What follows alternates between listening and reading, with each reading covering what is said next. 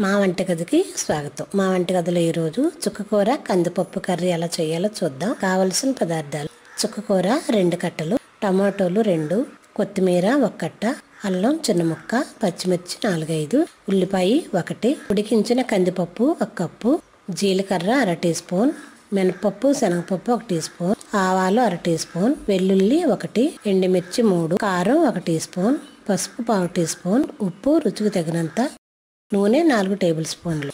ఇప్పుడు ఎలా తయారు చేయాలో చూద్దాం. స్టవ్ పై ఆయిల్ వేడి చేసుకొని దానిలో తాలింపు గింజలు వేద్దాం. జీలకర్ర, ఆవాలు, మినపప్పు శనగపప్పు, ఎండుమిర్చి, వెల్లుల్లి రేకలు వేసి ఒకసారి వేయించుకుందాం. వేగిన తర్వాత దీనిలో పచ్చిమిర్చి, ఉల్లిపాయలు, అల్లం వేసి ఒకసారి కలుపుదాం. ఇప్పుడు ఇవి వేగిన తర్వాత దీనిలోనే కట్ చేసిన టమాటాలు కూడా వేద్దాం. ఇలా వేసి ఒకసారి కలిపి మూత పెడదాం. 1 నిమిషం నూనెలో మగ్గుతాయి.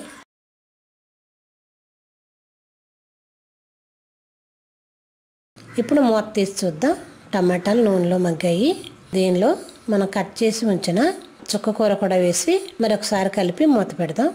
చుక్కకూర కూడా టమాటాతో పాటు నూనెలో మగ్గుతుంది. మూత తీసి దీనిలో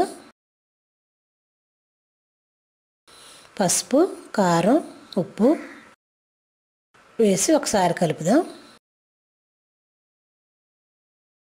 ఇది బాగా కలిసిన తర్వాత మనం ఉడికించి ఉంచుకున్న కందిపప్పు కూడా వేసి బాగా కలిపి 1 కప్పు నీళ్లు పోసి మూత పెడదాం.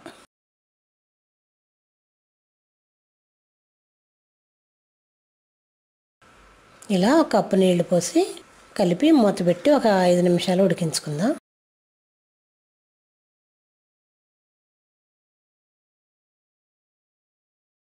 పప్పు చుక్కకూర రెడీ అవుతుంది.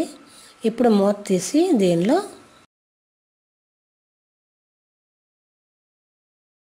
కొత్తిమీర వేసి బాగా కలిపి స్టవ్ ఆఫ్ చేసుకుందాం. ఇలా రెడీ అయిన కర్రీని వేరే బౌల్లో తీసుకొని సర్వ్ చేద్దాం. మా వంటగదిలో ఎంతో రుచిగా ఉండే, ఎంతో సింపుల్గా చేసుకునే చుక్కకూర కందిపప్పు కర్రీ రెడీ. మరిన్ని వంటల కోసం మా వంటగదిని సబ్స్క్రైబ్ కాగలరు. ధన్యవాదములు.